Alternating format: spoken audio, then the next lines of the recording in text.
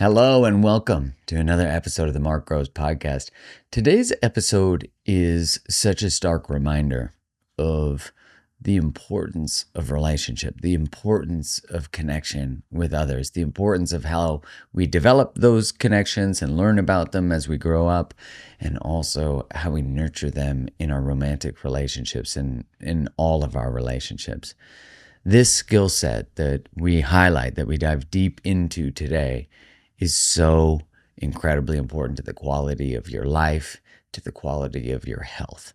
I mean, that's the part that you can't say enough, that the physiology, your body will completely change when you change how you relate. Isn't that crazy to think about? Because if you are boundaryless relationally, you will be boundaryless in so many things, in the choices you make. When you have access to the level of discernment about something like, what type of person is going to be in your life, what kind of behaviors you're going to have in your romantic relationship, how you're going to handle conflict, now there's a standard that must make it into everything.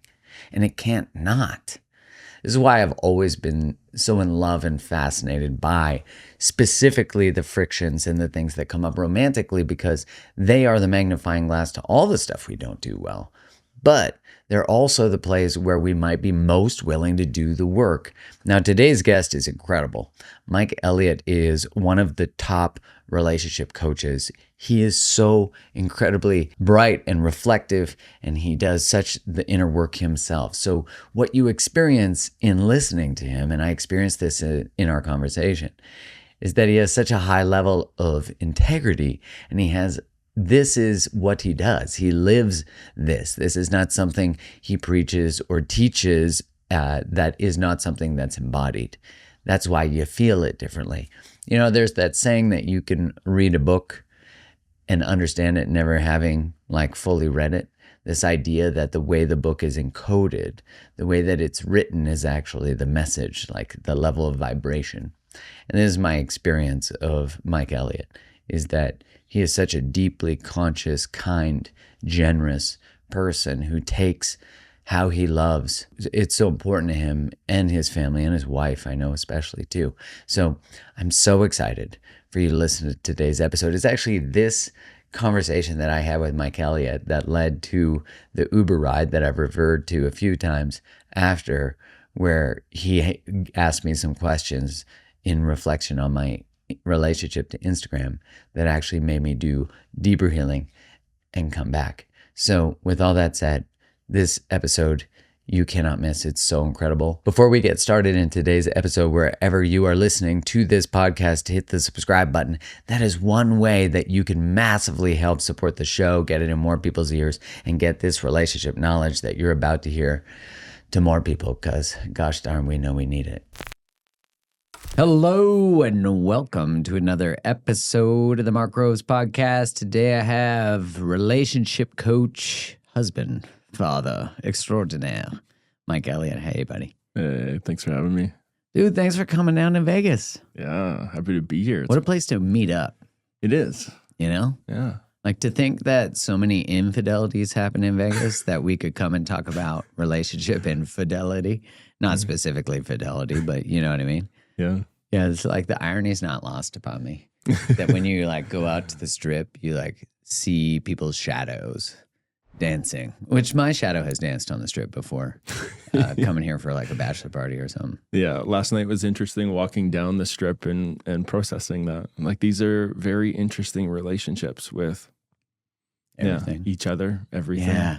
Yeah, the women, the how stimulus. Yeah, the one that was the toughest, I think, for me is watching how women are making a living by the dancing. The dancing, just hanging their breasts out and just whistling at men to come over. It brought up a lot of sadness, actually. Yeah, there's that conversation that happens around that kind of work, that sex work, stripping, all that kind of stuff, that on some level it's some form of female empowerment. And I'm certainly not here to decide what is and is not empowerment. But I think that when the underlying unconscious drive is some sort of unresolved trauma, and I think of Esther Perel, how she talks about how like men trade power for sex and women trade sex for power. It's the oldest trading system. So it's like that is the only way that in some cases very true that we can move up a socioeconomic ladder, and garner some form of power, whatever, again, depending how we define power. Mm-hmm. But yeah, it's sad. You're like watching people's wounds. I remember when I used to go to a strip club when I was like 20, and I didn't love it, but I was still like, oh, naked ladies, yay. But there was a point where I was like, I understood too much about the human experience to go anymore. Mm-hmm. Yeah, for me too. That's what was interesting, full circle. I mean, I think of me being in my 20s. Yeah, that'd be great. Right. It'd be great to be looking at that and relating and engaging with that. But from the lens that I look at now, after like holding and supporting so many people and going through my own trauma, I'm like, yeah, there's actually sadness there.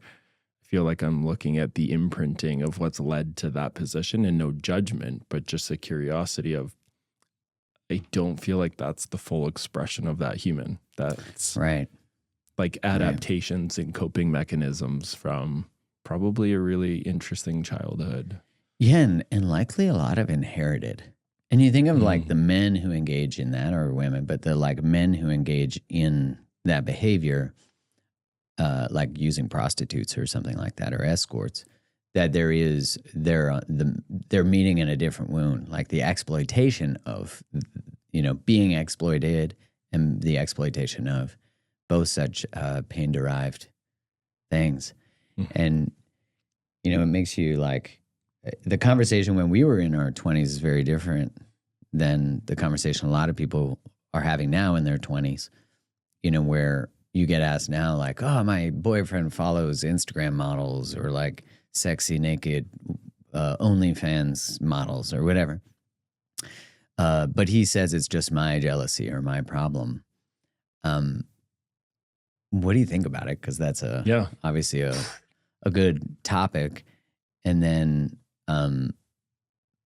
if you were in your 20s now, would you be following Instagram models? Like this consciousness you had in your 20s, would you be following like that kind of stuff? Yeah, absolutely. And again, no shame to Instagram models. You do you, boo.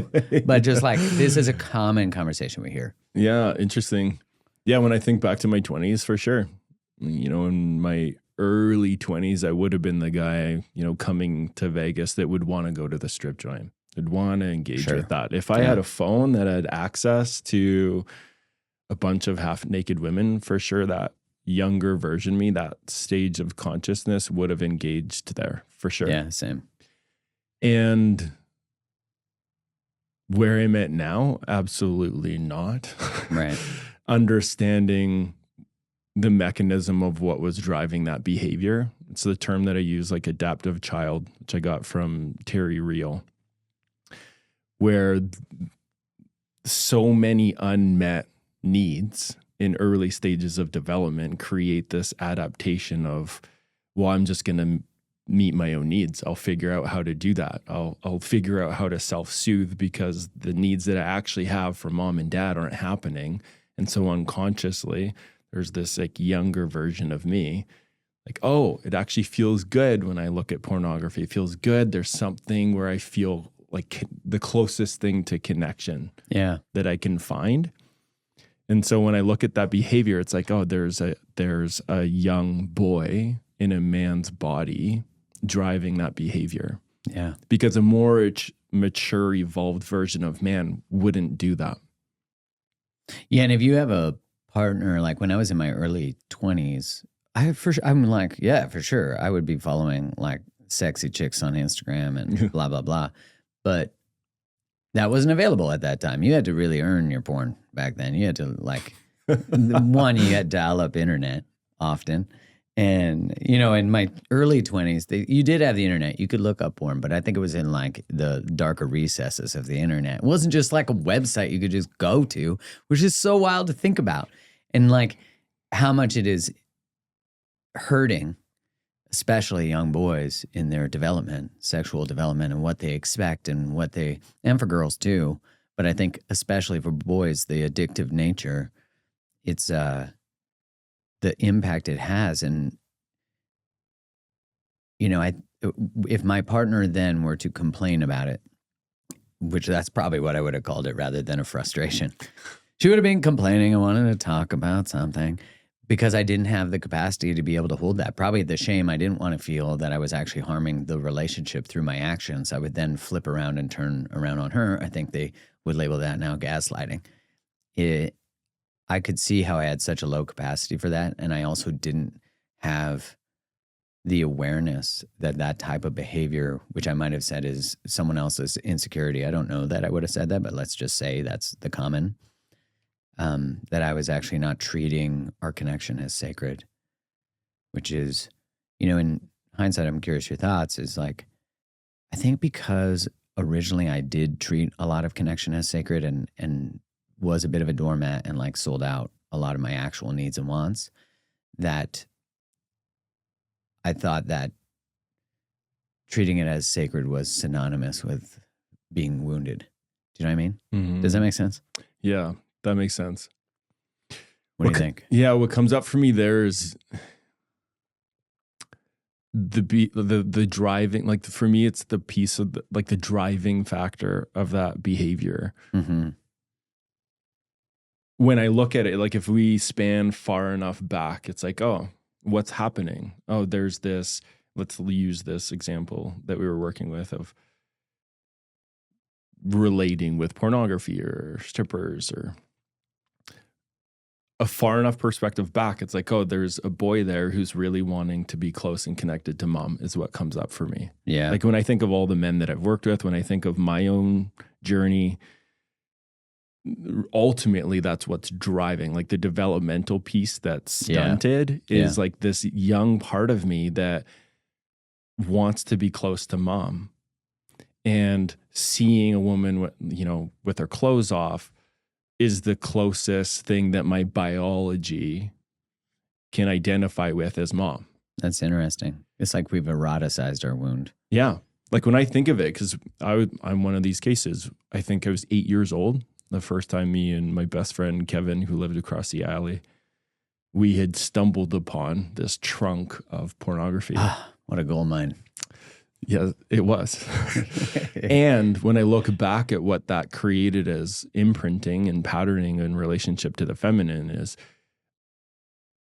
or let me rewind a little bit.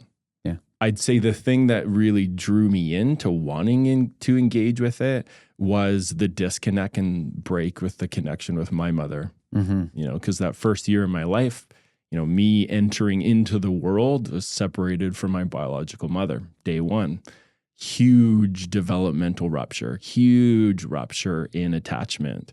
And then 14 months later, another severance from my grandmother who was raising me.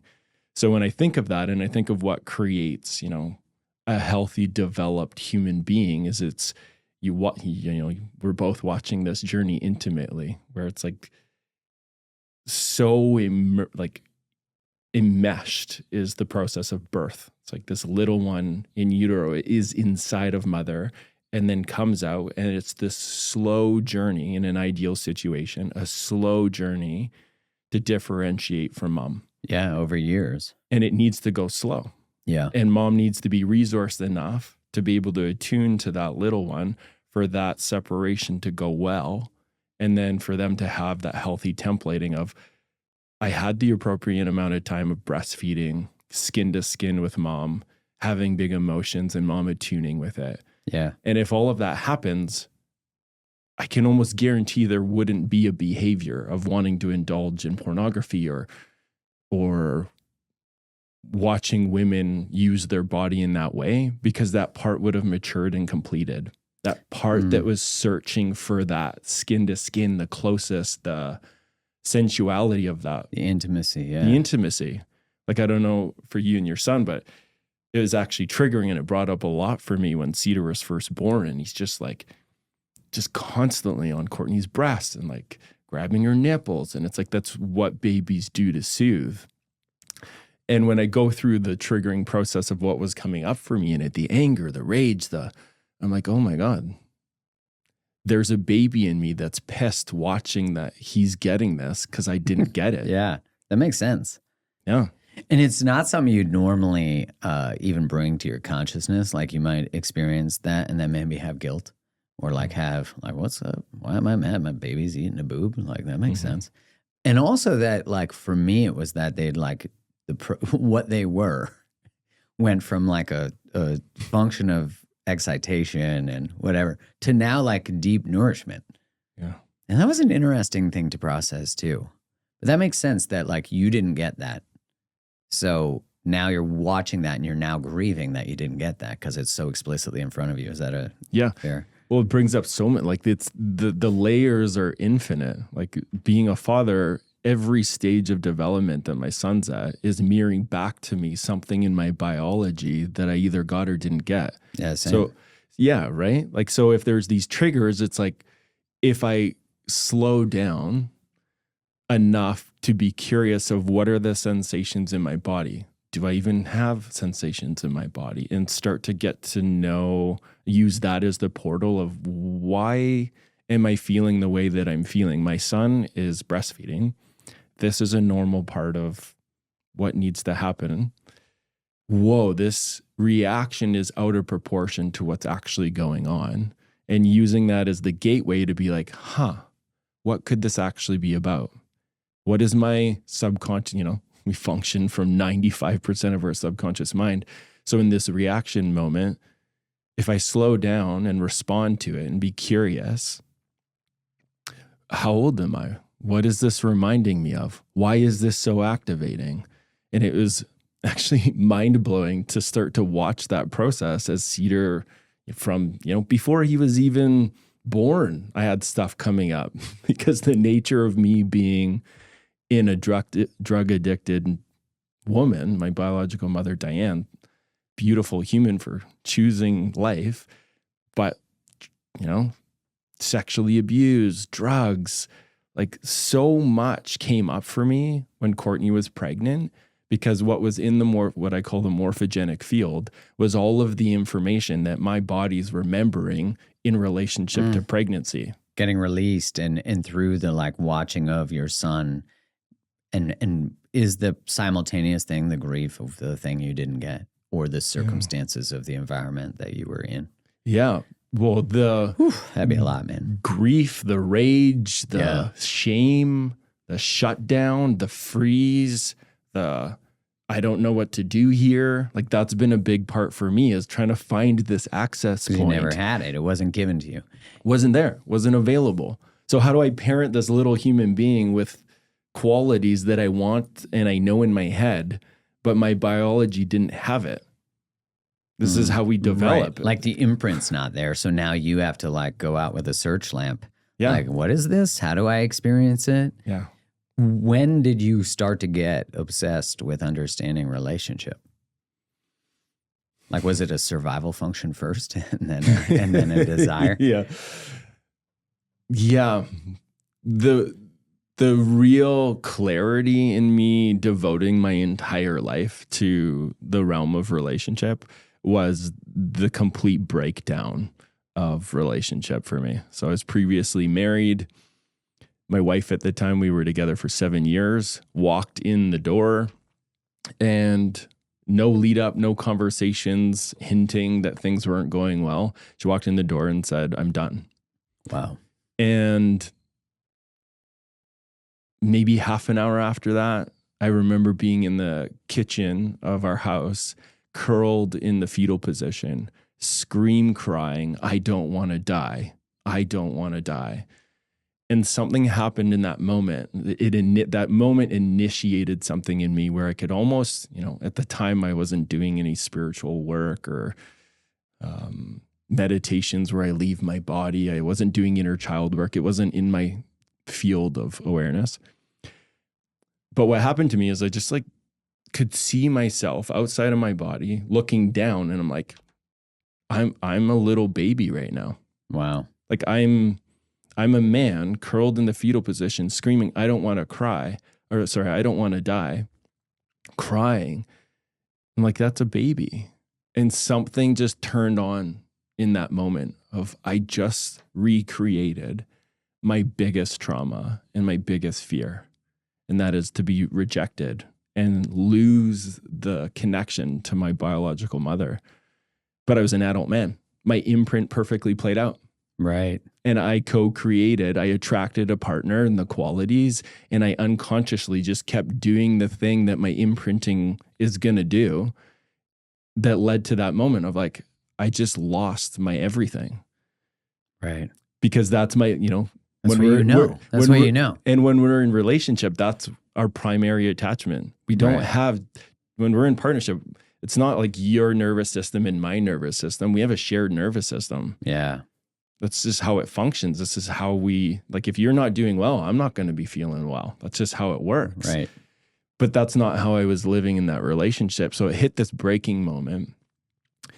And that relationship ended. And then I got to face all of those dark feelings, thoughts. I wanted to end my life. It was so overwhelming. I was so codependent in it that I'd pushed away all my relationships. And so I actually felt alone in it.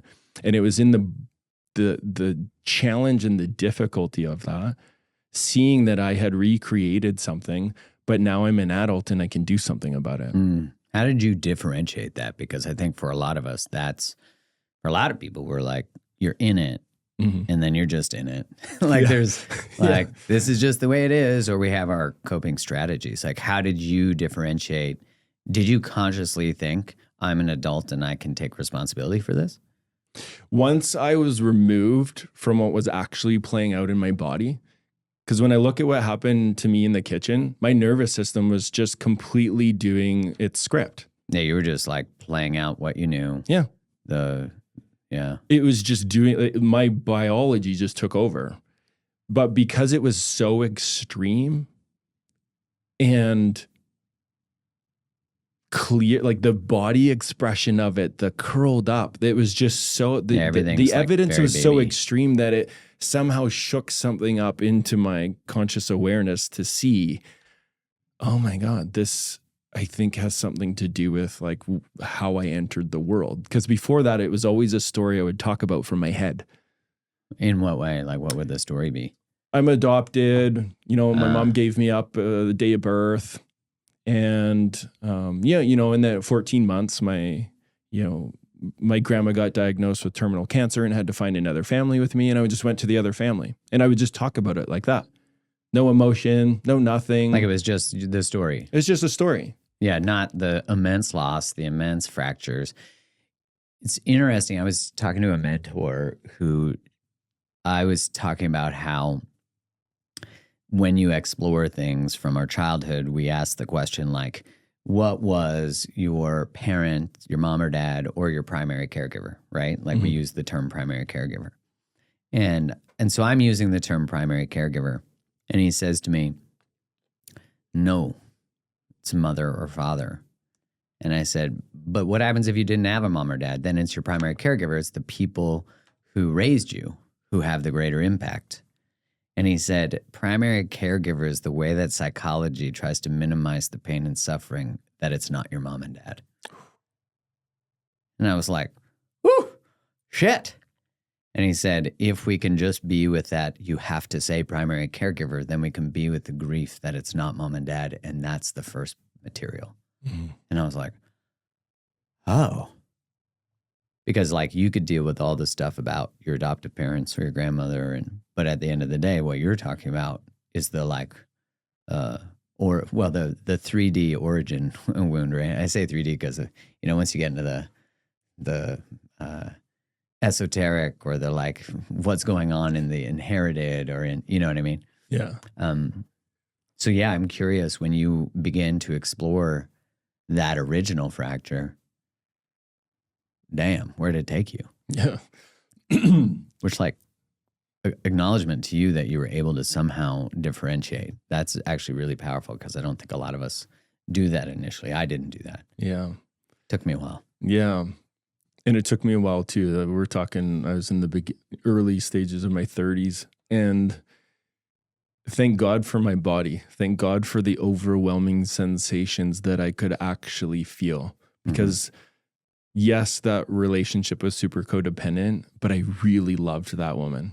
Yeah. And so I know that feeling. Yeah. It just losing that and feeling the grief of that I believe is the thing that started to bring in sensation where I was frozen and numb in my body and I didn't even know it. Do you see her as like that codependent bond is on some level a Band-Aid from the deeper, like the cover of the freeze? Do you know what I'm saying? Like it's so intense and it's so, we're so hooked in because if they leave, then I've got to deal with my unconscious is like, just keep them. Like bond so close, do everything you can because we don't want to. Is there truth to that? Yeah, like self-abandon. Yeah, just that, that people pleaser, that caretaker, or just doing whatever to keep that connection, which ironically is the thing that pushes the connection away because that doesn't create polarity, right? That's the worst. It's like, wait, so if I chase them more, they leave me more. Yeah. And there's a new way, which we'll go into. Yeah. But on this point, that level of self-abandonment to keep that connection was just the salve and the bomb to at least there's connection. Like they're there. They're there. But when I look back now from the consciousness that I have, I'm like, oh, I couldn't even feel what was there. I was so lost in my own dissociation, in my own victim story, in my body, because I didn't feel that I could bring like the sensitive parts of me. I couldn't process. Like when I had feelings, I would just live this narrative and this protective mechanism of a man doesn't cry, a man doesn't You list all I list all the things. And so I would just try to be a man and do the tough thing and be strong. But it was just fracturing the truth of my full expression. Like that isn't actually, I was feeling scared. I was feeling sad, but I didn't believe that I could bring it and that would lead to more connection because the messaging that I adopted and I based it in was, I'll just figure everything out on my own and just do my best to meet my partner. Did you feel chosen by her? Like, did you feel like she was available, like as the match to your, your own wound? Yeah. That's a really good question. I think in the beginning, yes. And I'd say there was a point in our relationship where there was a place where maybe life was inviting her to say no. To you or to to me. Yeah. And vice versa. I was so numb and just like wanting the connection. And I think for her, her pattern was just enable a whole bunch and this will get better. In hindsight, when you said earlier, like she came in the door, this is over. And you're like, there were no signs like at the time. In hindsight, can you see the signs? Oh, yeah. So many signs, but that's the beauty of landing in the body. Because every layer, like circling back to that piece of like, once that initiated this new trajectory and this new journey of shit, I really need to learn about relationship. I suck at it. I completely destroyed my friendships, my relationship with my family, and my marriage just ended. This is the biggest pain point of my life. That was a strong motivator to then go and have to figure it out. And thank God for spirit, God, whatever you want to call it, my intuition, the gifts that live in me that want something different and better started to lead me to this process of starting to feel my feelings, getting to build a relationship with my feelings. Am I even feeling them? Right. Because once that event happened and I lost the connection, it was like immense grief, remorse for all the moments that I missed. Like totally misattuned to her signals or what it was she was inviting me. Like when I look back at all these moments, there's like hundreds I've had to go through and be like, I was so numb in my own world that I couldn't feel what she was wanting me to step up and into. Yeah, it's so powerful to look in hindsight and be able to tell the story of the reality of it, to be able to like excavate each one of them. I know when I have an awareness about something like that, it's all of a sudden like the Rolodex of my life. And it is like playing for me like one of those slow flickering movies of all the times I did the thing I now learn not to do. Yeah. And I look back at my engagement in my 20s that really woke me up to wanting to learn about relationship. And I just see how actually deeply unavailable I was, how, now I'm like, man, if someone is only 1% unsure about you, it's still not 100. Sure, it's not 100% sure. And it's not sure that bypasses discernment. That's a very different thing. But like, if I'm going to choose, like with my wife, I'm positive I want to choose her. That's not up for, there's not even 1% that doesn't.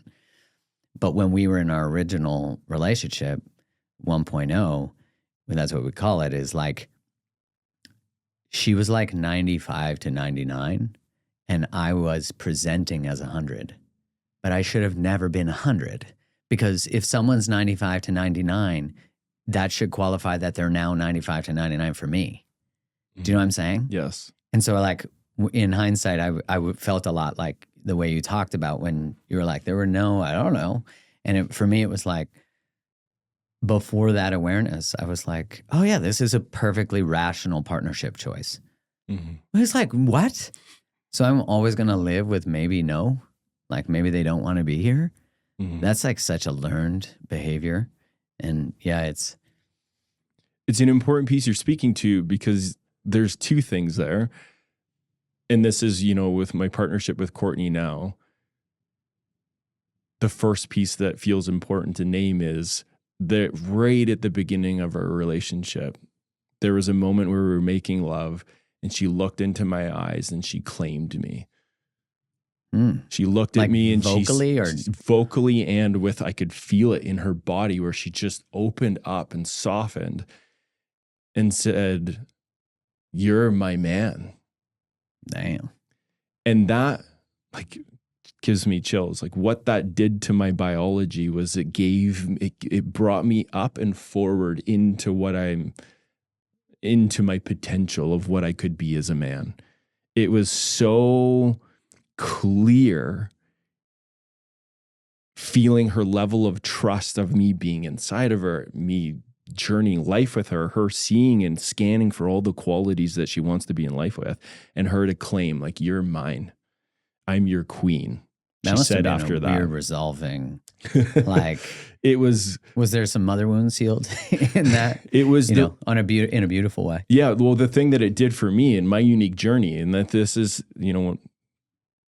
without going on a tangent on it, the qualities I was looking for in a partner, I needed that. My attachment needed that.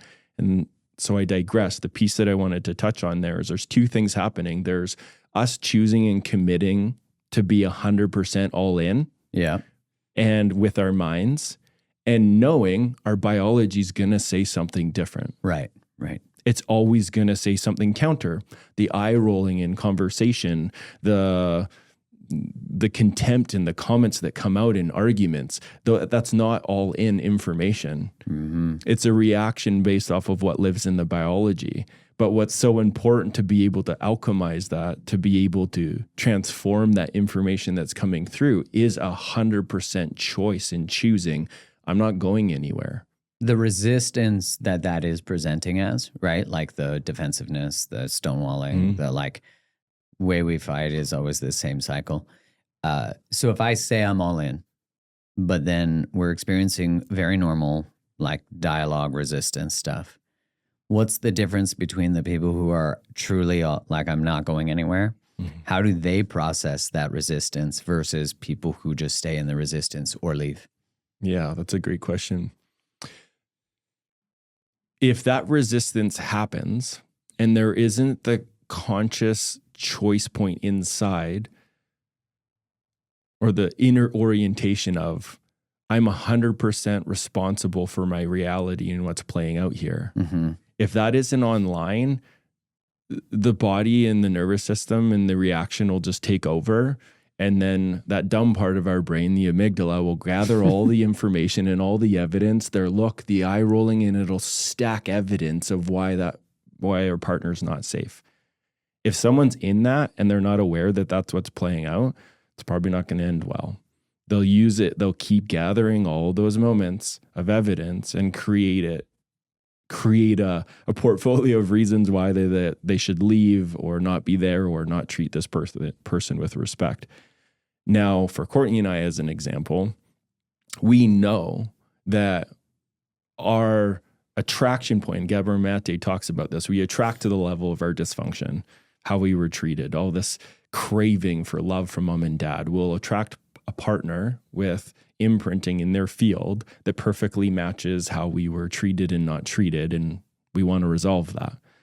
Now, if we know that that's the name of the game, we can choose to commit and devote to the process of, I'm going to not only do all the work that I need to know my owner's manual inside and out, but I am going to do everything in my power to get to know your owner's manual. What helps you feel safe? What helps you feel good?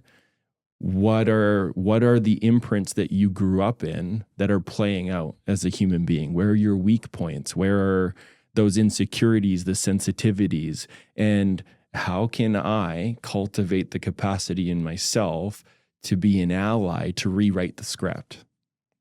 That's such a different level of meta about our relationships. Like, I think about how we started this conversation about following Instagram models, and right, like we're talking about, I feel like I can't trust you because you give your attention and sexual energy to other women or men or whatever, right? It doesn't have to be to women. But it's like, no matter what, a complaint like that or a frustration like that is a symptom of a deeper need within the relationship. Now, when I was 20, I wouldn't have been able to sit and like, tell me more about, you know, how this makes you uncomfortable and how this makes you question my integrity. Because of course, I know that if I am doing that in an exploitive way, not to say that you can't follow sexy people, but it's like, if I'm doing that in an exploitive shadow way, then I already know that I'm out of integrity. I might not see it because maybe my father didn't have integrity, or my mother, or both. And so I've never met the model of congruence. But I've chosen a female partner or a partner, because it could be male too, who's like, I see congruence. I see what's possible for you. And I'm offering you an invitation to move into alignment. And I say all that just as like, when you talk about being able to take that step back about dialogue and like, here's what your buttons are, here's what my buttons are. I think for me to be able to, when I finally learned that, hey, like, not only did I choose somebody who wounds me in a familiar way because I'm trying to unconsciously resolve something, there was a lot of liberation in that. Like, oh, like that's, and then when I couldn't resolve that, and then I just started to become avoidant and avoid commitment and depth, that was a perfectly smart adaptive strategy to not being able to move through this upper limit. Mm-hmm. And so then I find myself circulating in like friends with benefits, or like dating unavailable people who just got out of relationships so I could help talk about their stuff. It's like now seeing that all of this was so imperative for me to actually start to get to a place where I could ask questions and be curious about my own experience, but also that not only are they triggering me, but I'm triggering them in a familiar way. And when was the moment that you started to see that what was being invited and being revealed was each other's most tender opportunities, or like healings? Do you know what I'm saying? Yeah. The beginning of Courtney and I's relationship, something really interesting happened. I had been doing personal development work. I had been leaning into my therapist. I had been working with soul coaches, which is where I really developed a deeper felt sense of belonging. It was all relational work, relational healing. Life was going really well. I was starting to find my gifts, my purpose in life. And then when I met Courtney, she triggered all of my shit. All of a sudden, I went from confident and stable, and I had done so many layers of healing. And then now here's this woman that matches everything that I wanted in a partner, and all the places I hadn't relationally worked through of, I don't feel worthy of this, putting her on a pedestal. Oh God, this is reminding me of my last relationship. I don't want to repeat that same cycle. oh my God, I love her so much. There's this part of me that wants to be connected and feel shame about that. The last time I did that, this is what played out. The moment that really informed me in something new was when, and God bless Courtney, like this woman, my soul, my unique journey of development needed somebody with this level of mastery. Courtney is master in socials work, years of, studying trauma and supporting people in this way. She had the knowing that all of the material that was coming up for me was a byproduct of how I came into the world. And the moment that shifted for me was when I had this huge reaction happen and I felt so unworthy of her connection, of her love. My body went into convulsions and she just laid with me on the grass. We were, at our original place, a cabin on the side of the woods, and she just laid with me in the grass. And she whispered into my ear while my body was going through this reaction. And she said, I'm not going anywhere. I'm always going to be here. Which is such a powerful statement for someone with really severe abandonment wounding. Yeah, the most powerful. The most powerful. It informed my nervous system of the exact thing that I needed to hear that I didn't hear. Yeah. And that shifted something in me. That helped me understand the name of the game. She just gifted me, so many chills.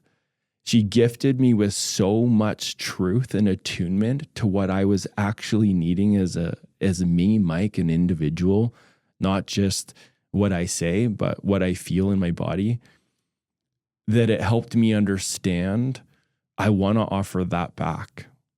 That level of, like, I want to be able to meet her. I want to meet her in all the places she feels like this inside. That's great because that removes the hierarchy too. Yeah. That's so important. Like, can I rise and be that for her? Yeah. Because of how good it felt and how necessary it was for your own development. To be able to lose, like, the wound then is like, yeah. Like, woo, exhale, get me a Mai Tai. Yeah. I experienced very similar. Like in Kylie and I's first relationship, there was like the deep wound, you don't choose me, which was really nobody chooses me. And then when I was like, I can't do this anymore in the way that it is, and she couldn't either, that's when I really started to trust myself in the face of not being fully chosen. And when she came back into my life and we were just starting to see each other again, like date and explore the possibility, I remember saying to her, like, I don't trust you. Like, you're telling me you want to do this, but like you told me that for 4 years when you kind of didn't want to because you didn't know how. And I remember she was like, I know, that makes total sense. And like, I hear you. And I remember just like the validation of my fear, which I was afraid to say that. So I was like, wait, we're like getting back together in this. But I had to say it because it was just so true. I was like, there was like a bit of like anger that I had, like, well, you're going to come back and now tell me this. And all she said to me was, I'm not going anywhere. And I remember just being like, like, emotion, because it was everything I'd wanted to hear. Yeah. And she didn't make me wrong for how I felt. And there was a deep repair that happened, like, for every woman I didn't feel chosen by. And ultimately at the core, like not feeling like a priority with my mom, and you don't realize the power of like what you're talking about of like, when we can meet each other in that, like why would you, if you got someone who wants to do that work with you, like there ain't enough booty models in the world, to make that even a viable choice outside of like the potential of what's possible with two people who are willing to like walk eye to eye, shoulder to shoulder, into each other's pain, Mm-hmm. Yeah, and I can just see it in your eyes. How good does it feel to have someone choose you that unconditionally? to be able to want to offer the thing, because I guarantee if you went inside, there could have been all the places that were probably watched as thoughts, as defending, and choosing love instead, choosing to meet and attune to you and what you would need for repair. And to be with the, I'm going to guess, likely shame that she couldn't before, you know, and to be able to actually just put that, to walk, let it be there, but not let that part show up. That, yeah, it was a profound shift, like you're talking about for you guys. That was a profound shift for us. And I think at the core, you know, we all want someone to mean that. Like to say it, yeah, but we can feel when someone says that and they're really full of shit. But we all like really want someone to be able to say that. And I think for someone to be able to say that, they have to trust themselves in what they choose. Like when they say they choose something, they have to have access to not choosing it. Do you know what I'm saying? Yeah. Like we had to break up for both of us to get access to that. So that when we came back, but I'd say anytime anyone's healing codependency, which is most people, is like, if you cannot say no to it, your yes isn't, we would feel somatically that her yes, I choose this, I'm not going anywhere, would be like, this is the right thing to say right now. But instead it was like, this is what a woman says, or this is what a man says, who actually means it. You know what I'm saying? It's like embodied. It's nervous system. Yeah. Yeah. And there's that place too. It's like, yes, choosing. And what you said of like, most of us want that. It's not even just want that. When we go back to the language of the nervous system, we need that. We need that to thrive. So true. If we don't have a primary attachment, we don't have safety in our bodies. Yeah. Which is why there's so many leaders in the world that are like really good at the individualistic path from the outside. Lots of success.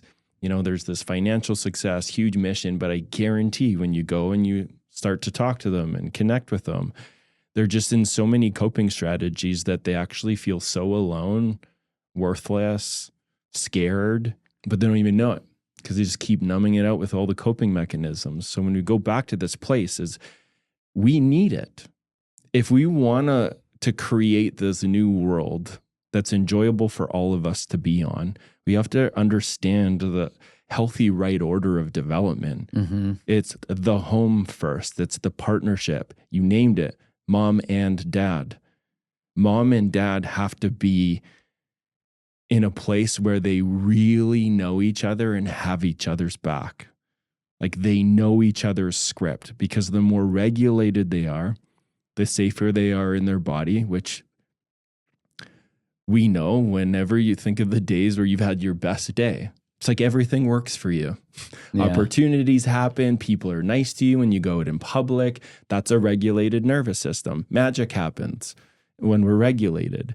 In order for us to really feel a true sense of regulation, we have to have a primary attachment. We have to know that there's someone that is so devoted to our well-being, that wants to get to know us, and we want to get to know them. If mom and dad really have that type of sacred relationship, I call it, all of that overflowing resource from that coupleship spills into so much more resource and relational attunement and capacity to attune to the child.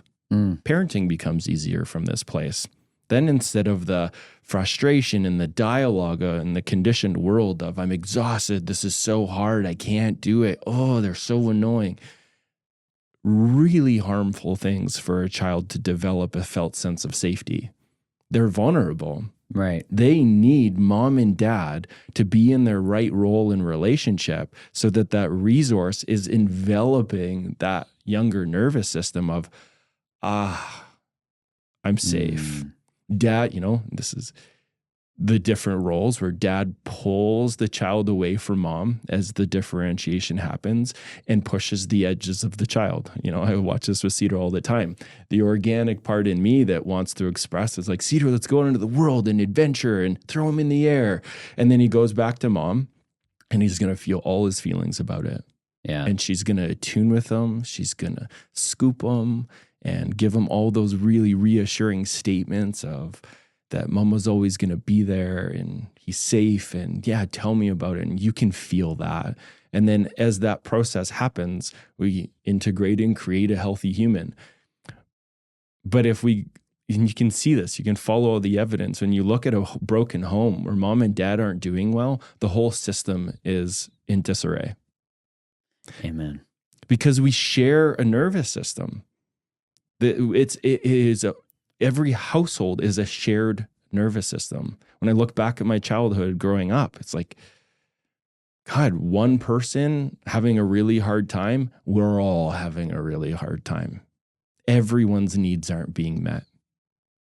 Everyone's needs aren't being met. And then it builds story around what we think about that, instead of mobilizing of, oh, mom and dad need to really sort out their connection here.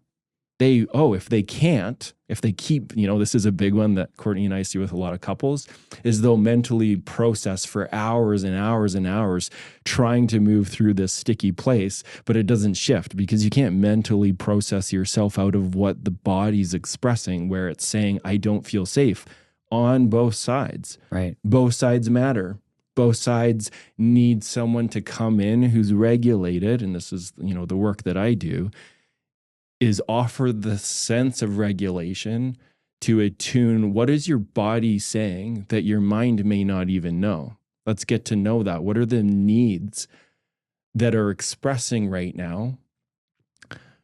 And how do we make sure that they get met? If that happens, the younger part integrates, the memories flood in, the emotions release, and that energy discharges. Boom. More safety. Mm-hmm. And so circling back to this partnership piece is, if we create this new way of entirely devoting ourselves to want to get to know our partner, to actually build the capacity. This is a big one for me as a man, and mostly every man I've ever met, where the divine feminine can actually starts to feel safe in the relationship and says, you know what? I don't like how you're treating me. I don't feel safe. I don't like whatever behavior. The almost guaranteed reaction there is defend, deflect. This is why. Well, if you this, totally missed the mark. The feminine is saying, and this is our guidepost to, like, are we doing it? When we go back to this thing of embodiment, the feminine is a really good indicator if you're doing it well. Right. The head will come up with all the reasons of, like, I'm doing it. No, I am doing it. And then you watch it in couples going like, well, I did this and this and this. You should feel met. Yeah, but her body doesn't feel it. So it's not it. It's not it then. And so it's like listening to, let's say, the rage of the feminine and building the capacity in my nervous system. Let's say with Courtney, if she brings her upset to me, her disappointment, I have to build the tone and the capacity and the understanding of what's going inside of me that can't hold this, that can't acknowledge her feelings, that can't be curious of what is she trying to tell me that I'm not seeing. Mm-hmm. If I can't hold that, then I need to go do some work. I need to get curious. I need to start taking responsibility of, oh, I actually can't meet you here. I'm so sorry. I'm like wanting to fight and defend. I'm not here. Oh, I imagine that's really upsetting. If that process happens back and forth, then we get to bring what's actually needed to the table. It's wild to think that when you're in that kind of conversation, you can build the capacity to ask a question. You know what I mean? Like, because what you're saying, that if she comes with some sort of frustration and is pointing out something she needs, if our natural response is to say what she's not providing or to defend why we can't, which those can all be valid reasons that we don't feel resourced at that time, but that's not where to meet it, is to say, like, tell me more about it. But man, when I interviewed Harville Hendricks and Helen Hunt recently, again, a second time, which was like so profound to be able to, and they were talking about their new book, which is about safe conversations and imago dialogue. And of course, it's like, as I'm hearing them talk, I'm being reminded again, mirroring, validation, empathy. And I'm like, I know this stuff, but my automated defense mechanism goes back when I'm not in my brain and my body of like, what kind of relationship do I want to create? Every time I'm reminded through conversations like that or whatever, and I enter a different way of being with Kylie, everything changes. Like she talks about something and I'm like, tell me more about that. She's like, what? You know, because I've like gone back into automated, low resourced space, which just creates more low resource. Like I don't have enough emotional capacity to hold these questions, which then creates a more lack of emotional capacity. Do you know what I'm saying? Yeah. And my imagining is like, that's the one layer. And I'm totally on board with that. There's the layer of the dialogue and the what to say. And then there's this nuanced, deeper layer of, can you receive what's being said without the words? Just like what is her body saying? Yeah. What is your body? What is my body saying in an experience? Do I even have an accurate perception of what's happening in my body? I don't know if you've ever done this, like watching podcasts or something, but I've done podcast edits where it's like Courtney and I are connecting before the podcast and there's like things we're sorting out and then I'll go and I watch myself. I'm like, whoa, what was happening for me there? What was that? Like eye movement. Oh, wow. I didn't make any facial expression or acknowledge like any type of warmth. My face doesn't show that, but I actually was convinced inside that I was being loving. I think that's a deeper layer because thank God to all these people that are offering over those pieces of like nonviolent communication, right? How to ask the appropriate questions. But there's so many couples that ask the right scripted questions, but their bodies turned like facing the door.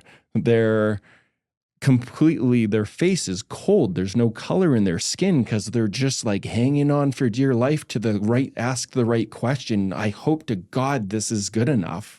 Yeah. But they're missing like, she wants to feel you behind the words.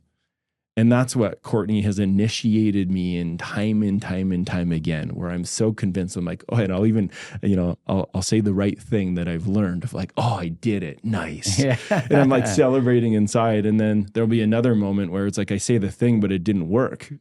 And I'm like, but I said the thing. And then I'll start defending, but I said what they say to say here. Yeah. And then her bodies and her words are saying, not it. You didn't, I don't feel it. I'm not that simple as a script. Yeah. Asking me the right question. It's like, she needs to feel. And this can look so many different ways.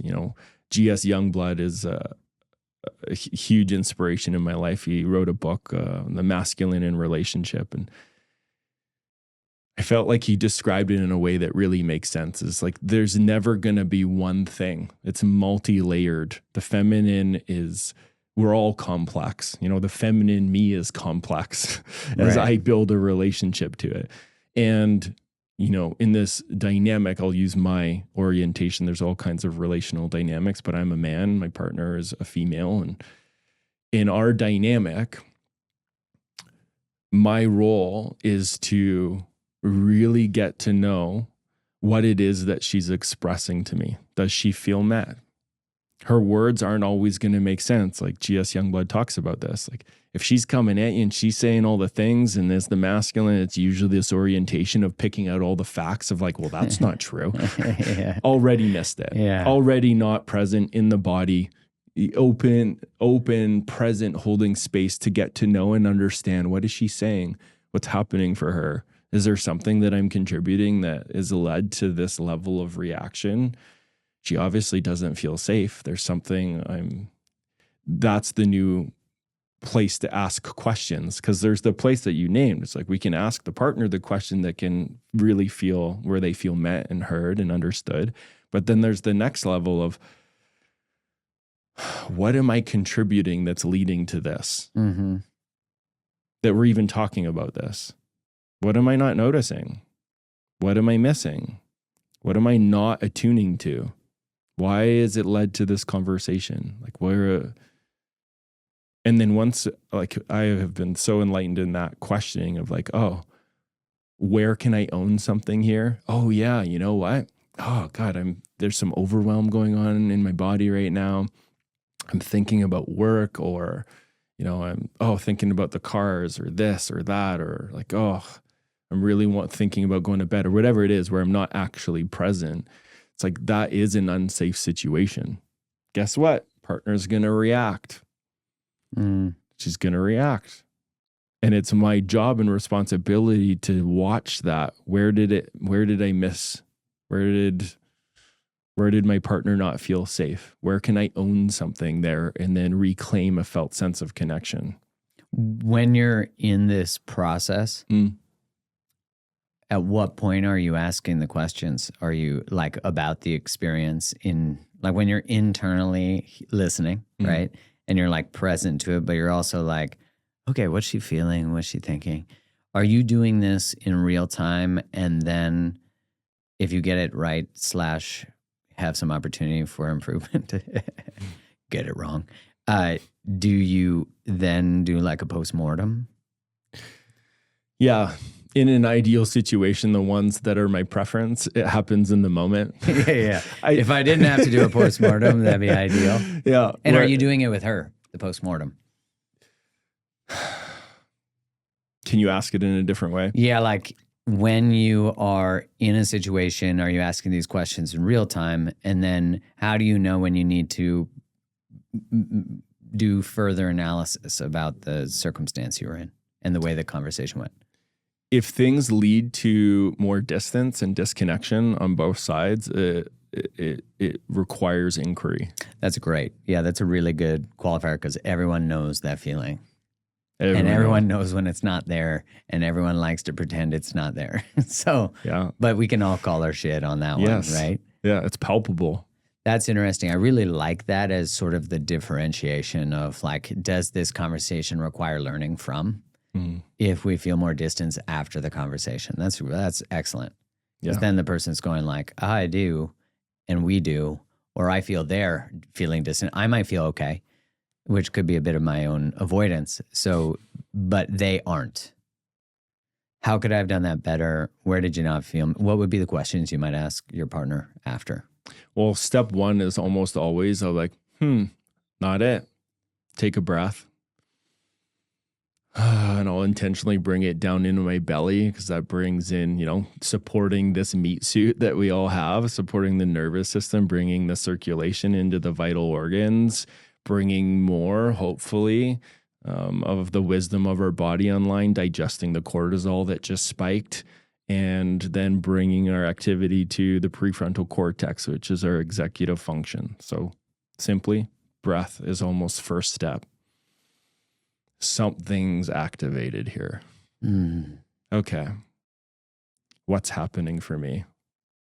Oh, yeah, my belly's clenched. I'll just track myself first. And then I'll like take in from like, once I'm like, okay, I can feel I'm in my body. I know what's going on. I'm in some sort of activation that's totally out of proportion to what's happening right now. And then I'll ask what's happening for Courtney or Cedar or whoever I'm relating with. What's going on for them? Oh, do I even know? Sometimes the answer is I don't know. They're like with my developmental handicap, I have strong avoidance, and this has been studied by Stan Tatkin as avoidance actually are at a developmental disadvantage.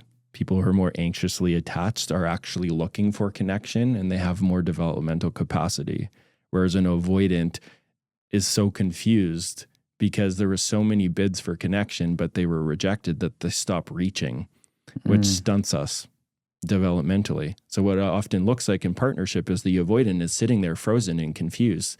And it's not because they don't love the person or don't care. They're just like, they don't have what's needed in this situation. Yeah, they're not overreaching. They're not underreaching. Yeah, they are just completely flooded into, oh God, this is why I stay on my island. This is why I do avoid and withdraw in this situation, because I'm now so overwhelmed by what I perceive as I need to somehow meet these person's needs, but then I don't have needs here, and then lose connection. But to go back to your question is breath first, noticing what's happening.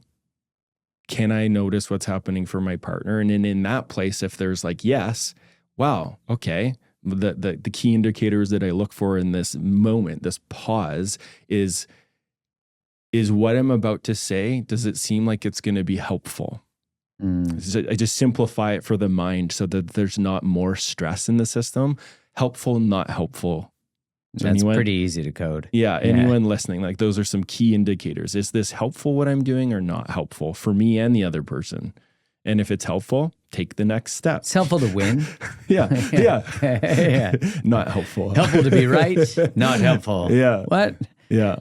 So it's taking that breath, going through helpful, not helpful. Do I even have the capacity to offer what I want to here? And then sometimes it's experimenting and I'll try the thing. I'll try to say the thing. I'll move towards, I'll make eye contact, maybe put my hand on her shoulder. Oh God, her body pulled back. Now I feel even more rejected.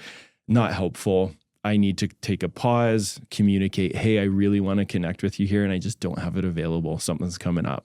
Can we reconnect in like 20 minutes? I'm just going to go ground is what that looks like. Yeah, it's powerful, especially for the person who needs the processing time, which of course usually triggers the likely more anxiously attached other person. And so it's like, if we say the time, we have to be the one who comes back. Otherwise we keep breaking reinforcing that I can't trust you. You say you need space, but you keep space. You don't come back from space. And then often the other person doesn't honor the space. Like it's a both and, you know? Yeah. They're like, oh, they asked for space. I texted them like 5 minutes later. Or we're on a break. I wrote them a letter. I did, we're not even honoring what their need is asking for, which don't get me wrong. Sometimes the people who ask for space never come back and ghosting, or they just, that's like their way of protecting themselves from further hurt. So, there can be truth to the fear of it. But if we can have the agreement that the person who's asked for it is the one who returns, it's such a powerful way to repair that cycle. And, at the core of all of this is the healing of all the stuff that is just yet unhealed. Mm. How do you see the correlation to, you've healed a lot of the stuff that you came into the world experiencing and experienced as you came into the world? How do you see your challenges now if they're not developmental? Do you know what I mean? As you and Courtney embark, and you and Cedar and Courtney and you and Cedar, as you each relationship and the nervous system that you're talking about, this collective nervous system, which, speak to that maybe in the way you answer this. How do you see what is uncharted territory now? Because the triggers that come up now are likely not even things you ever got to ever before. Do you know what I'm saying? Oh, yeah. So how do you see that for couples when they're now in the unknown and now they're don't have a map? Do you know what I'm saying? Yeah, if I'm understanding you, where there's been a certain level of healing that's happened, but then the uncharted territory of what happens after that? Yeah, now you're beyond what you knew. You're past the thing you were avoiding, the pain where the fractures were. So now you're actually swimming in the waters and you're oh, fuck, well, where do we go? What do we do? Well, the first thing is just the deep bow and reverence to life because it's another layer of the onion. My developmental trauma, the nature of it, the more I study the greats that have countless hours in research in what's required for a true healthy development, my beginning journey is so complex in the realm of attachment. You got some it's material. A life journey. Yeah, you got this isn't a one life experience. And the reference point that I use now is, can I attune to the people I'm relating with? If I can't attune to the people I'm relating with, I have to go into one of my deeper layers of developmental misses. If I can't read what's happening for your nervous system, if I can't track what's happening for my son, I'm not fully embodied. There's something going on inside of me that's distorting this experience. Because ultimately, we're meant to really be hyper aware and capable of doing our role to keep the tribe healthy and happy. If we can't do the role, there's my next layer of work. There's my next inquiry. If I can't find it in myself, I need to find somebody that's extracted that level of attunement in themselves and be seen and held by them. I need their nervous system. Who's done it. Yeah. A coach, a therapist, a guide, that's the work that I do. Is my work is a forever motivator for me to continue. It holds me accountable to do my layers of work. Because if I can't bring the person to that next layer of feeling safe in their body, no, there's something inhibiting me from offering what's needed. Because it's actually quite simple. Yeah. If we see, feel, and understand someone where they can process what their body's bringing to the surface because it feels safe to, if I can't hold the space to allow that, I would allow their healthy process to complete and me be there and be like, and I'm going to keep being here. I love you. Nothing's wrong with you. And whatever, me attuning to those reassuring statements as the energy releases. If I can't do that, there's my next layer of work. And so when I think of Courtney and I's partnership, when I think of being a father, there's always a next layer of work for me. If I can meet, let's say Cedar as an example, if I can meet him and he mirrors back, Papa, I'm so happy to see you. I love you. Let's hang out. If he's doing that, great. He's in a regulated nervous system. He's himself and he wants to connect. That's great. That's a good sign. But if all of a sudden he's making bids for connection or his behavior starts to change, that's my immediate signal of like, I need to check out what's going on for me. Yeah. Oh, his behavior just changed.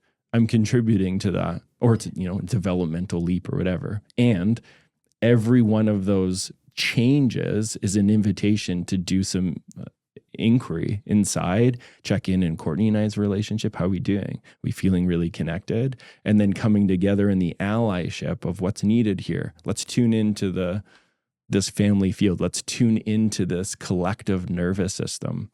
Is it feeling good? Is everyone feeling good in this unit? If so, great. We just keep living life. Let's have fun, joy, play, adventure. If things aren't feeling so great, let's bring all of that energy and attention to what's needed here. Who needs what? It kind of totally, we won't go into the huge topic of it, but like what we were talking about before this episode about the impacts of mold, it changes the biology, changes. So there's like that need to inquire, hey, one of us is getting sick. One of us is feeling depressed. Like we need to slow everything down and ask as many questions as we need to, get as much help and support as needed to bring this thing back into like a healthy coherence where us all being in the same space is helpful for everyone. Yeah, because I think if you don't attend at the first level you're talking about, where it's like, is everyone in here feeling resourced? Is everyone seeming happy, content, regulated? One, the responsibility that puts on the collective, right? That your work to regulate yourself is what actually also leads the other people in the system to feel safe. Yeah. Right? And like, how many of us grew up in families where no one ever even asked that question? This is one of the first times that question is being asked.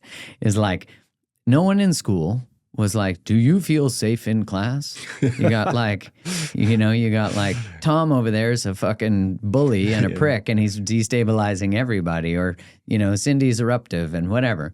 But it's like that conversation is not happening. Now, of course, how many teachers do nervous system work to be able to like manage the nervous system of the students? But then how many students come with their stuff from home that disrupts everything, right? So you've got all these human system things that if we could start in the home, not to say that teachers don't do incredible work and that isn't an incredible responsibility, but it would be way easier of a job for them if at home we were having these conversations.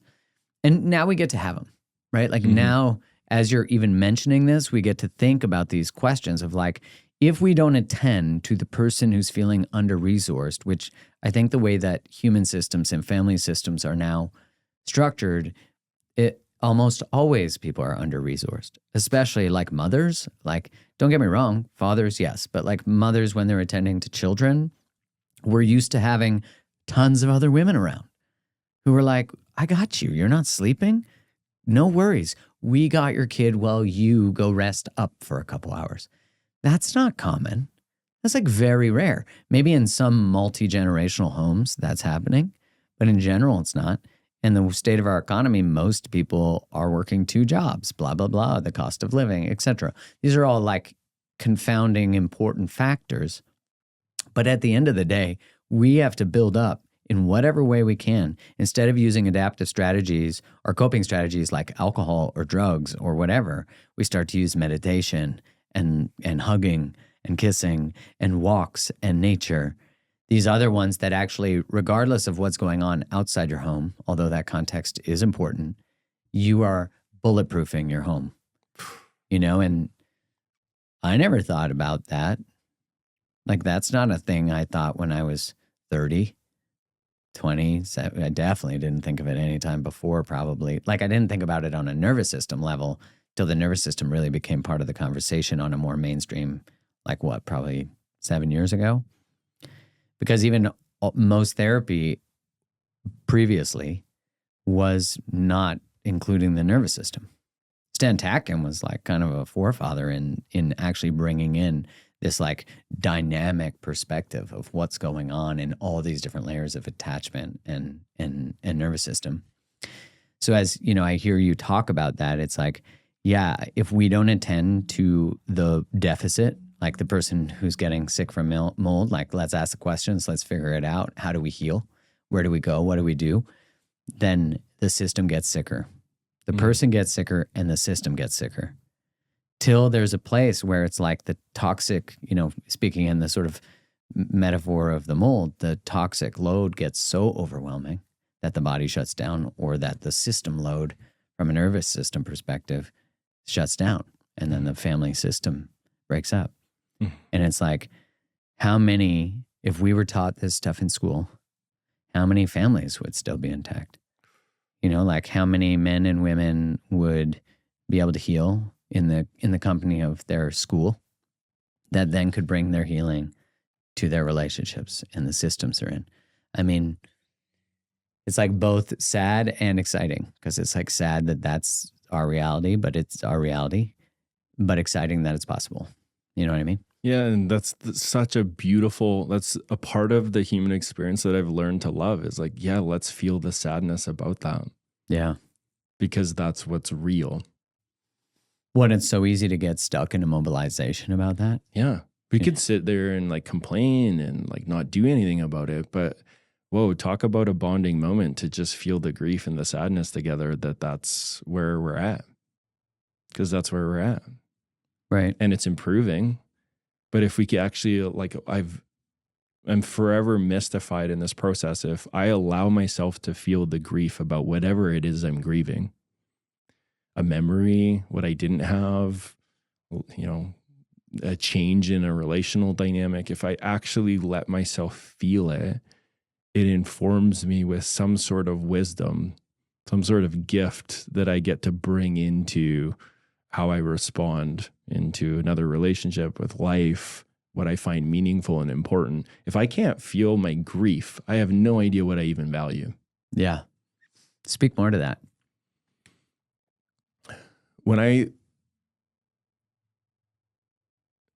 I'll use an example here. And I feel like a lot of people who are parents can relate to this one. Few months back, my son Cedar was really upset, grieving the distance between mom. So Courtney was needing a break. She just needed, Cedar was having lots of feelings, and she just needed to go into the other bed and just have a rest. And okay, here I come in, I swoop in and take over. When I look at what Cedar's feeling, he's grieving. He's grieving the distance between him and mom. Developmentally, that's a lot. That's overwhelming. It's painful. He's feeling it. Yay. My unresolved grieving of me not having that connection, or me being at that place where mom never came back, impacted how I could feel or hold space for him in his grief. My lack of ability to even notice he's grieving and the upset is because of that distance. The absence of that led to anger and frustration. The anger and frustration of like, oh, like stop what you're doing, and and wanting to like change or fix him. After this experience, I just felt so much shame about it. So much shame that it's like, that's something tells me that that's not it. That's not the thing. That's not helpful. Once I looked at the nature of the event, the reason I'm using this story is that nature of that event brought up shame. After the event, I went into the shame, and then underneath the shame is so much grief because I couldn't meet my son in the way where it was helpful. That didn't lead to more connection, me getting mad and frustrated with him because it was inconvenient. I couldn't hold capacity for soothing him. My role is to soothe him. If that's what he's feeling, mama's distance, my role is to soothe him. I couldn't soothe him. I was frustrated. Go into the shame and I go, okay, what is this really about? Go into it and I'm like, oh man, God, there's that young part in me that's that old that mom never came back. I'm so angry about it. The fact that he does have it accessible, that he does get her almost all day, gets all of his needs met. That young part of me was infuriated because it was fighting for that want. Once I touched that and felt the grief of that part of me that didn't get that bond and that connection and the breastfeeding and the skin to skin and the soothing and sweetie, I'm right here. Whew. It's like 2 days of grieving of that one. Once I processed the grief, it gave me the capacity to really understand what he's wanting because I touched the place underneath my grief of I just wanted my mom so bad. Yeah. I just wanted to be laying on her breasts, taking in her pheromones, being soothed and comforted. And he was showing me where I didn't have that. If I didn't go into my grief, I wouldn't have known that.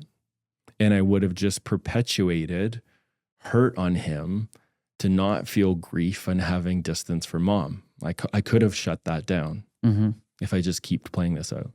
Once I felt the grief and had this access point, I felt the tenderness of my heart want to offer something different, and also knew that, oh man, yeah, I know how to meet him now because I can actually see what's happening at his stage of development, what's actually going on in his world. The next time this happened, we were in the room. Mama takes a break, goes to the other room. He gets so upset. I sat down on the floor. I looked him in the eyes and I just sat there and I touched that place in me that didn't get that. And I found that place that wanted my mom so fucking bad. It was reaching and wanted that connection so bad. And I just felt it. And I looked at him. I'm like, yeah, buddy. Yeah, you want your mama so bad right now. Mama just needs a rest. And I'm right here. And his eyes started to flutter because I wasn't doing the thing where I'm getting mad and frustrated because I processed the grief. I know this is a long-winded way of answering your question on the grief, but his eyes started to track. And it's like the thing that normally happens here wasn't happening. And then I just sat there and I just looked into his eyes and I just held my seat and I just kept inside even saying, I got you. Yeah. You can feel that. I'm feeling that with you. I was crying too as this was happening because it was like that part in me was moving as I moved by like what witnessing he's feeling. you through him, and feeling him, feeling what he actually wants. I'm actually attuning with what's going on for him. It's interesting because he's like from a frequency perspective, being a tuning fork to a place that you knew existed but didn't have access to the circumstance and the template that creates that. Do you know what I'm saying? Yeah. Like the longing's there without a context. Yeah. That's really... And then sitting there and watching his eyes track, because at the moment I didn't know, but after, I had all these insights of like, what was going on there? His nervous system was tracking. Do I actually have him? Because the role of healthy father in that moment is to be the bank, is to be that Shiva presence, witnessing the feeling and not shaken by it. If that safety is there, he will move in. And this is what I get really excited about because it's not just the mom's responsibility to develop these kids. Yeah.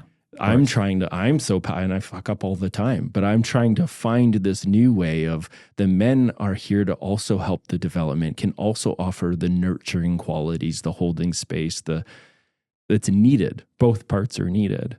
I know that in my own lived experience, the grief of not having the moments where I could just fall apart and be a puddle in my dad's arms. So going back to this moment, watching his eyes track, after about 30 seconds of me just witnessing and looking at what he was wanting and mirroring it back, he was 2 at this time, I watched his nervous system find the safety in I see him. And he just walked right into my chest and just wrapped his arms around me, and I just held him. Mm. And he melted. He went from total upset, screaming, up like angry, frustrated, wanting to push against me, to just melting in my arms. God, and then I sat there just feeling. bawling my eyes out, grieving where it didn't happen. And the thing that I love about actually allowing the grief to be there is, this is how I can use words to it, is a new quality comes in, and it's grief and grace together, where it's the healing is happening in the present moment connection. Yeah, you can feel it alchemizing. Also, you're healing, like you're like coming to a healing in that moment too. So it's like, as you're grieving it, he's grieving it. And you're also getting, through him landing in your arms, in my, like, how I hear it through you, is you're landing in the mother's arms you never landed in. Do you know what I'm saying? Oh, yeah. It's like two people running at the airport, hugging. Yeah. It's like the feeling of hearing a child say dada or like papa, for you. Yeah. Is like just that level of trust, that level of like joy and possibility, and that there's like, I always love that about my son when he's like wants to show me something or like play or do whatever it is, right? I'm just like, or when he was scared when we were flying here at takeoff, and he was crying for about like 5 minutes, pretty distressed because, a plane's flying in the fucking air. That's pretty wild. But he just laid on me. And I thought he had like fallen asleep, but he was literally just using me to like regulate and cope. And I was like, oh, because normally I can tell when he's starting to get into the REM or like the deep sleep, when their body just and he was doing that. And I like had to use my phone because I couldn't see him. So I like put on the camera to look at him, and I'm like, his eyes are open. And I'm like, you little guy. Like, what you said about the impact of the individual to the couple, and that like sacred devotion to one another, to then, if people choose to have kids or, adopt them or whatever, that you now have also the devotion isn't just to partner, but it's to family. And then through the material that gets brought forward by all these beautiful stimuli to wounds, the responsibility is us for them and them for us, but like us for them first. And I remember hearing, although there's mixed opinions on this guy, Grant Cardone. He said in one of his books, I think it's called 10X Mindset, that you have an ethical responsibility to become a good husband, and like an ethical responsibility to be essentially like the best possible version of you to provide for your family. And I was like, yeah, there's something that we need to be held to, that, and maybe I don't know what the equivalent of that is. I think you have the ethical responsibility to be the best version of yourself, as well as a woman. And maybe it's like, I'm not a woman, so I'm walking with eggshells here. It's like that perceptually, as I'm trying to like come up in real time, it's like perhaps to find how one can become most attuned to oneself so they can attune to the world as well, to child. Not a separate responsibility, shared. And I remember when I heard that, I was like, yeah, there's some sort of line of integrity there that everyone needs to be held to. Every man needs to be held to. One, by himself, first. Two, by partner, but often partner reminds us to do it for ourselves. And then by shared connection to other men. That we're like, actually, I know you're struggling, but we like, this group doesn't, we'll help alchemize why you're leaning into infidelity, but we're not going to stand for it. Yeah. Like, we know that you're deep in some stuff, but we're like not going to let you find the escape route with alcohol because we see you suffering. How do we hold you? like how that's not, I'm lucky to have grown up with some really great men. Those conversations weren't explicit like that, but they existed. But I'm like, how do we hold that as a collective? What do you think? I feel like that's what we're doing even in this conversation. Two men sitting down, exploring the territory and terrain of relationship, of how, that in itself is like, how do I be a better man? Is it that's helpful? Yeah. That leads to, my imagining, and I'm actually just sharing feedback of what I've heard from women on the other side when they hear statements like that, is how do I be a better man? How do I meet you? That in itself is a layer of the repair. Yeah. That's there's some sense of safety there. There's a man acknowledging that something needs to be improved, something needs to change, and that there's been a negative impact. That's it. If we keep doing this, if we keep moving back to the organic wisdom of our bodies, we don't have to figure it out up here. It's a fun way to like explore this terrain. And, we need to talk about it. We need to process it. But if we take this and integrate it as some new behavior, bringing in some new embodiment resource of, I'm going to breathe. If we keep doing that, more of our younger parts that are frozen, numb, and shut down will come back and integrate, and we'll grow up. So that part that's a baby will become 4, and then it'll become 6 and become 10. And when it integrates into, let's say, our age now, we will just be drawn to the thing that's the most serving for humanity and ourselves. It'll be the thing that's the most helpful. I'm drawn to, be here and talk with you because there's a level of work and depth you've devoted your life to that's trustworthy. You've been a guy, this is kind of full circle, because there's been statements that you've made that awoke something in me that I needed to hear from a man. One of them being you talking about your relationship with Kai being this container. My words there is the container part of where you get to know yourself so intimately and your relationship to God. When I heard you, another man, make that statement that I had never heard another man said, it awoke in me, I am here to devote my life to that. Sacred relationship is the term that I use now. And it was in relationship to another man doing his thing, you walking your walk. If we keep doing this, if you women are listening, share this with another man so that they can be a part of the conversation they may not even know they need to be a part of. If we keep doing that, we will just know the next step. That's how health works. If we are resourced, our intuition, our gifts, all of the uniqueness of how we perceive this world, meet other people, that does just come online. If we're regulated, if we feel safe to be ourselves, we're going to know the next step. And, long-winded answer, but I feel like that we just keep having these conversations. We move towards the relationships that are helpful, that are resonant, that somehow make us feel safer in our body. If we keep doing that and then acknowledge and own all the material that comes up in that level of safety, and lead with vulnerability and expose it instead of hide it, we will continually mature. Amen. I remember hearing, it's David Cooper-Ryder, I think, who said that human systems move in the direction of the questions we ask. So we need to ask better questions. And all relationships are generative.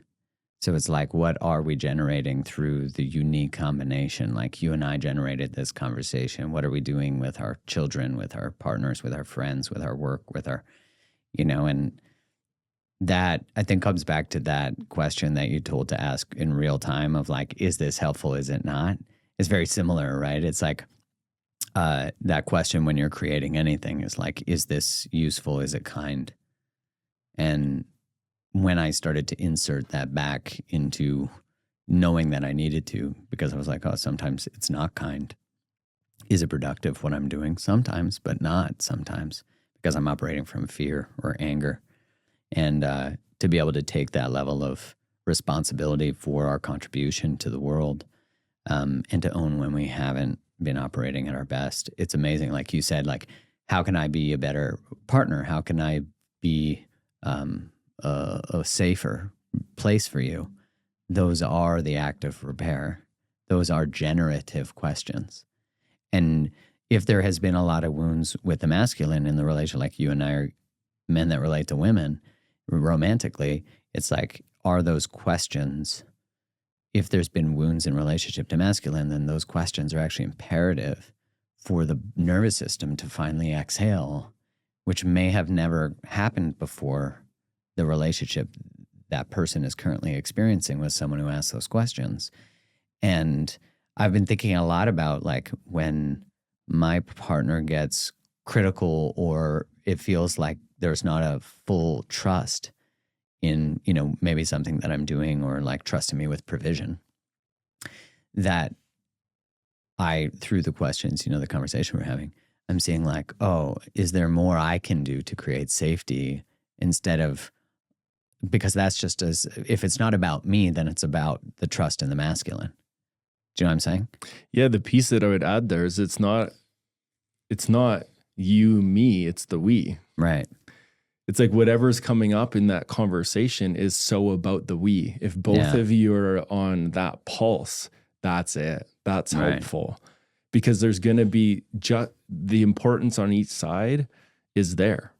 Yeah. Your experience, Kylie's experience, both of them matter. And I love the orientation, because there's that radical self-responsibility of, oh, how can I help Kylie feel safer? Like, that's a great question to ask. And then there's that next question of, how do we feel safer together? Yeah, how do we help each other feel safer? I think a lot of times there's a reluctance in my experience, not personal experience, but what I witness in the conversation about relationship, that there seems to be like, if the man fixes his shit, everything is better. Do you know what I'm saying? And so there also this like responsibility, because I'll get a lot of men who will comment on things where my conversations are not, you know, generally gender specific, of like, men are the reason for relationship problems, because I don't believe that. We are the reason for relationship problems. And so I think sometimes there's like a desire for men to, like, as much as a woman wants to be here, I choose you and I'm not going anywhere. Oh my God, men are desperate to hear that too. And so it's like, if we stop being the, like, if this one gender resolved everything, there would be no challenges in the world.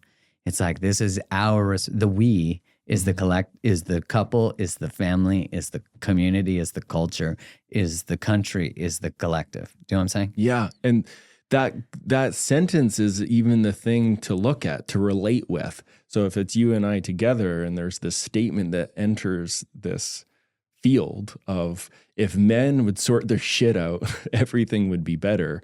If we take a breath and look at that, that is fueled in separation. Right. The nature of it is separate. Is to create a separate. And to create and just a hierarchy, communicating. A blame, there's that. And a responsibility. Yes. And it's just saying, I feel separate. I don't feel safe.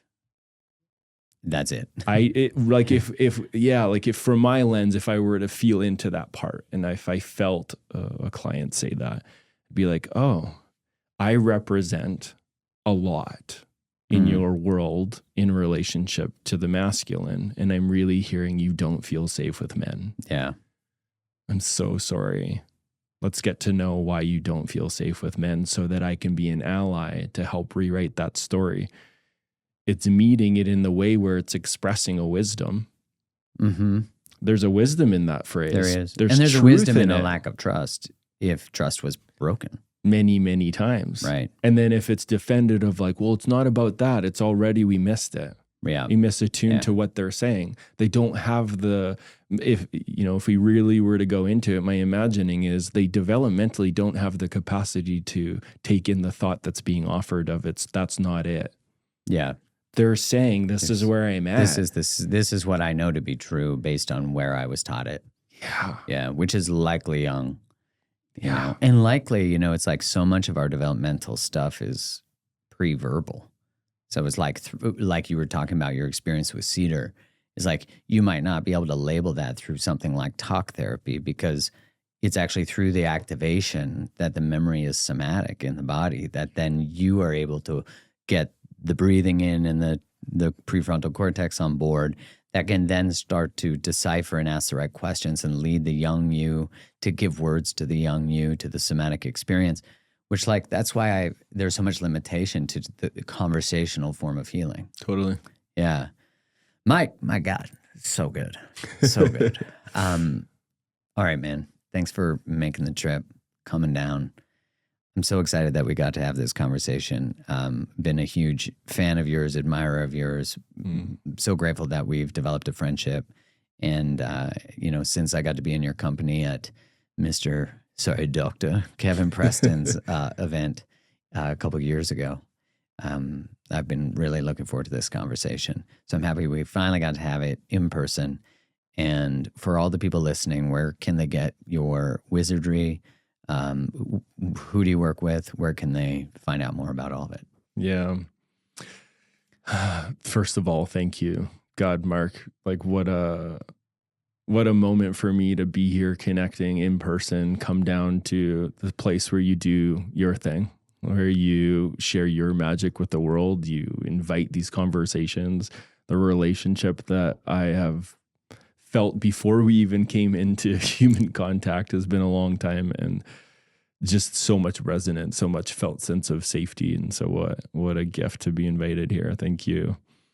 And for people who want to find me, Instagram is that's my modality that I use so far. Good modality. It's a good modality. I'm coming back into resonance with it. I'm coming back into right relationship. Yeah, which I'd love to chat more another time about that. So Instagram is the main way to find me right now. So at Mike Elliott .relating.